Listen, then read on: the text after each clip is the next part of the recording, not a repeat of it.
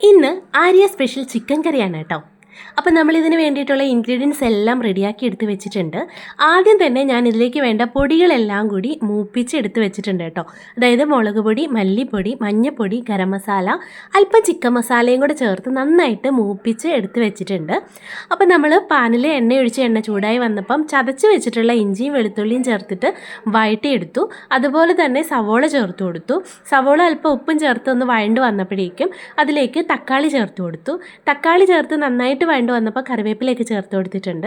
പിന്നെ നമ്മളിതിലേക്ക് ചേർത്ത് കൊടുക്കുന്നത് നമ്മൾ മൂപ്പിച്ച് റെഡിയാക്കി വെച്ചിട്ടുള്ള പൊടിയാണ് കേട്ടോ. അപ്പോൾ ഓൾറെഡി പൊടി നന്ന ചൂടാക്കി വെച്ചിരിക്കുന്നതുകൊണ്ട് ഒത്തിരി നമ്മൾ ഇനി വഴറ്റേണ്ട ആവശ്യമില്ല.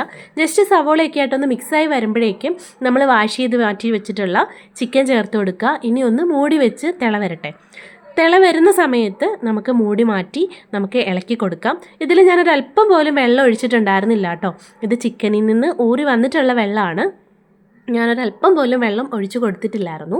അപ്പോൾ അതൊന്ന് തുറന്ന് വെച്ച് തന്നെ തിളച്ച് വന്നപ്പോഴേക്കും ഏകദേശം കറി സെറ്റായി വന്നിട്ടുണ്ട്. അപ്പോൾ ഞാൻ അല്പം കുരുമുളക് പൊടിയും ഗരം മസാലയും ചേർത്ത് കൊടുത്തു. ലാസ്റ്റ് വാങ്ങാറായപ്പോഴേക്ക് അല്പം പച്ചവെളിച്ചെണ്ണയും കൂടി ചേർത്ത് കൊടുത്തു കേട്ടോ. അപ്പോൾ ഇത്രയേ ഉള്ളൂ ആര്യ സ്പെഷ്യൽ ചിക്കൻ കറി.